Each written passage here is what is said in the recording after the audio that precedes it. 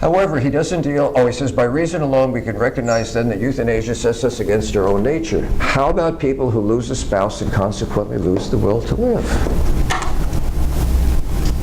Well, you may be too young to know people, but I know people, sometimes they make it a year and they just lose the will to live and they die. You can do that. That's a part of that. We can't necessarily biologically identify it. We have had people that we know are really close to death. We wondered about whether we have souls. We all think we have souls. Many people think that. So we tried to identify it. We've literally put people on these incredible sensitive scales, and they take their last breath, and there's this much less weight to be measured. Now, is that because the breath has gone out of them, or the life has gone out of them, or the soul has gone out? And we don't have answers for that. But we see things that just give us pause when it comes to the human experience. So while Rachel's has a decent argument, when you euthanize someone, that's the end of nature's life for you. But people sometimes just give up, and that's part of the argument for voluntary active euthanasia.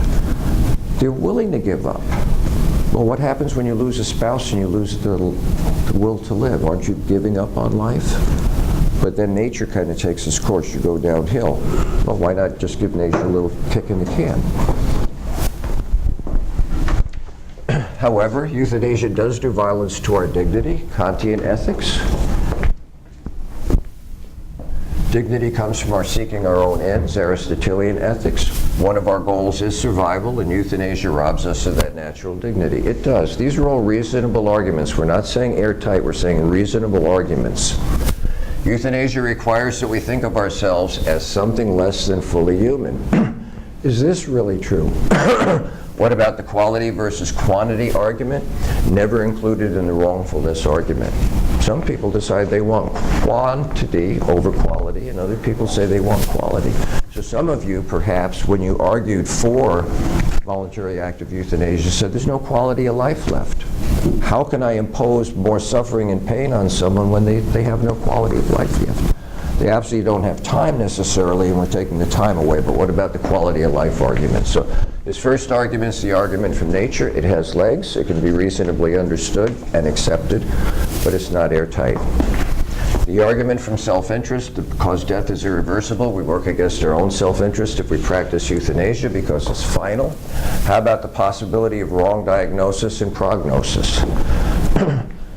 So every week I would have to go 240 miles from northern Michigan down to Ann Arbor. They had a house for men in treatment. They had a house for women in treatment. I can't tell you how many men showed up with stage 4 esophageal cancer, esophagus, but had been diagnosed wrongly for years as having what we call a hiatal hernia. The end of your esophagus is your stomach. Your stomach produces stomach acid. It can encroach and go up into your esophagus. I've had to take medicine for 30 years. Trust me, does anyone else have esophageal? If you have that, if you have a hiatal hernia and you do not take your medicine, you are in tears no matter what you put in your face. Yeah, I mean, they call it stomach acid for a reason. It's acid. It's meant to dissolve substances, and it's not meant to dissolve your esophagus. And these men would come in diagnosed wrongly for years with hiatal hernia because the symptoms are the same, and you can't see it.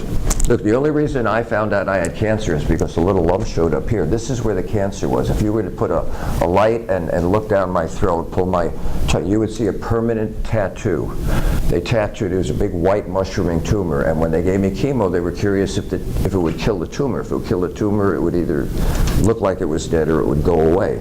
So they put a permanent tattoo there. Nobody knew I had a tumor. I didn't know I had a tumor until I'm in stage 4. It just happened to show up and moved over here, and I ended up with a little, like a peanut size until they biopsied it. Cancer hates being biopsied, and within 2 days it was a golf ball sticking out of the side of my neck.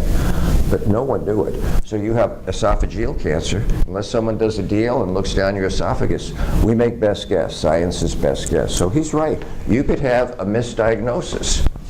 Maybe you aren't dying, just diagnosed that way. It's possible. And if you think you're dying, you choose, maybe we can treat this, maybe we can't. Medicine is constantly improving. Of course, that's the argument for maybe things will change tomorrow. Euthanasia might prevent us from future medical assistance and survival. Spontaneous remissions are all possible. Those are all possible. Knowing that we can take our life whenever we want to might make us give up too easily. We can choose not to be an emotional or financial burden to the family. And that's a reasonable part of the argument. I don't know, do any of you work in the medical field, hospice?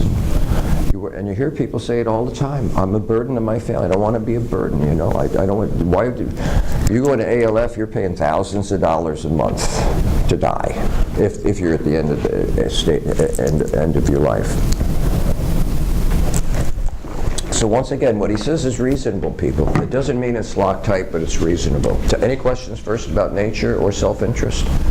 The last one is real interesting, is practical effects. This includes the medical community, or affects them. Euthanasia could lead doctors and nurses to give up prematurely on patients and let them be better off dead. Euthanasia is a slippery slope, taking one's life, deputizing others to do the same. Short step from voluntary euthanasia, self-inflicted or authorized, to directed euthanasia administered to patients who've given no authorization. What if you have someone who's maybe mentally, I never know how to say this. Incapacitated? Well, incapacitated or down or something, and you know, we don't know if they have the full rational capacity, but we'd assume they'd be better off because there's no hope of recovery, etc. And so we impose, it's called social policy, people. Don't ever think the government doesn't think about social policy. Deep impact. Oh, yeah. Deep impact, I couldn't remember the name of it 2 days ago or yesterday. Deep impact is about a killer asteroid that's going to wipe out the Earth. And what no one knows, or at least what they fantasize, and I'm sure it's real. I'm not a conspiracist, I just believe in conspiracies. That they have a big hole in the ground and all the government people are going to go there. And then they want to take the brightest and smartest, because when it's all over, we can come out and rebuild. And then everybody that's left over in this movie gets to have a lottery ticket, and if you don't get a lottery ticket, you're toast. It's called social policy. Don't ever think they don't have social policy in place out there. The Chinese, one child only. Well, they used to kill all the female babies because they considered males more valuable than females. Well, we would never do that. Keep your eyes open, people. Because if and when it does happen, it's going to happen. We've already done it before. Did I mention this after the Korean? Any of you? Did I mention going to outdoor movie theaters? Did I mention that in class? I never mentioned that. People never. When this came out, people were outraged. We found out that North Koreans were really pretty good at mind control. Okay, so we used to go to these outdoor movies, you know, the big, what do you used to call drive-in theaters, and you pull up and you get a little sound box and you put it on your window, you know, and if you get there early, because you got to get there early if you want to get a good parking spot, and they would always, you know, have the advertisements, and they'd have a little concession stand, and what you wouldn't know is, as good as your eye is, you can do rapid flashing and people don't know it, and so you'd sit there and someone would say, well, what do you want from the concession stand? And everybody would say orange soda, because what was happening is, what they were doing is flashing on it. They'd go so fast your eye couldn't pick it up. Orange soda, orange soda, orange soda, orange soda, and your eye would pick it up and your brain would register it, and you would think, well, I want orange soda. And we found out later they were playing with our heads to figure out how it worked. Now, the greater good was mind control. So in Nam, we did LSD. We infected African American men with syphilis to see how they would do the Tuskegee experiment. North Carolina finally had to admit they had not just African American, a lot of poor people across the racial lines, and these ladies were having babies out of wedlock, so they just cut their tubes and never told them. And when they got older, they got married and they could never have kids, and they didn't know why. No one told them what they did. When it finally came out, they paid them millions of dollars to try and compensate them for the loss. No one said anything to anybody about it. It's called social policy, people. So if we go down a slippery slope and we go, we'd never do that, well, We've done it. I don't want to think we're that bad, but we already have social policy. You all are paying for, not mine of course, but for all the whiteheads' retirement. It's called Social Security. You think you're going to see your Social Security? No. My generation might see it. I mean, they've already told you, but no one listens. This is the subtlety of social policy. I'll get back to the lecture in a minute. They say, if you're 55 or older, don't worry about Social Security. Every dollar you make, they take 6.2 cents out of it. They make your boss pay 6.2 cents, so you have 12.4. I think it's 2.6% or cents out of every dollar goes to Medicare when you get older for health care. So they're taking about 9 cents out of your dollar and 9 cents out of your boss, okay? Right now while you're working.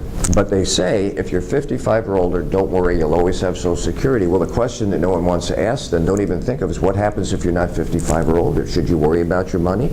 Well, if they tell you if you're older than 55, you shouldn't worry about it, and you're not 55, I would start worrying about it.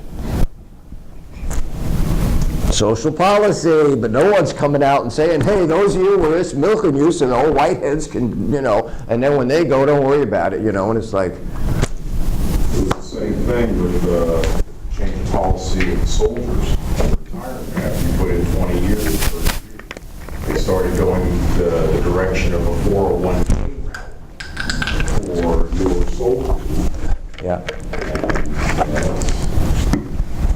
There was no question or, hey, you guys, oh, no, this is what we're going with. And think about this. What do your kidneys do in your body? Filter. They filter poisons out of your body. How many do you have? 2. 2. Why do you have 2? You You have a backup. You only need 1. People survive on 1. You have 2 for a reason. Backup. There are people in the world, 80% of the world is poor, and about 10% of the world is what we call destitute. They don't have nothing, the old pot to pee in thing, okay? Kidneys go on the open market for about $2,000 a kidney. You can feed your family on about $3 a day. Well, you just do the math, 3 into 20,000 into 2,000, and you could feed your family for up to maybe 4 years, maybe 5 years, and you don't need a kidney. People are selling their kidneys worldwide. on the black market. Why do you have 2 eyes? Do this. You only need 1. I see you. I see you. Well, it's for depth perception. And it's nice to have a backup. People are selling their corneas on the open market, $2,000. Now you can feed your family for 8 to 10 years. Organs are valuable. So, and you don't want to suffer anymore, okay, we dig it, you know, I'm down with that. You don't want to suffer anymore, so, you know, we'll just, you know, when you're in a car wreck, we said this, right? And how many of you have checked the box on your license? They will immediately harvest your organs. You've given them permission if you check the box on your license. They'll immediately, because your organs are valuable. People need organs to survive. We're getting better and better at it all the time. So if you have someone who's in a certain terminal condition or terminal disease, and the medical community could use the organs, they're into saving lives. They're not going to save your life. They're not going to be able to do anything to help you. The concern is maybe it would just, I'm not saying they're bad people. I'm just saying, you know, we harvest their organs and we save lives. They want to die anyway. Why not grant them their wish? That's called a slippery slope, people. Now, I always resent what he says here. Suffering is a natural part of life with value for the individual, should not be overlooked. So here, have another dose of suffering and enjoy it. It makes you a better person. It's like, if they ever hook me up again, give me your arm and I'll put the jack in you and give you just a 20-minute drink of poison. Tell me how good that suffering feels. I mean, you will throw up.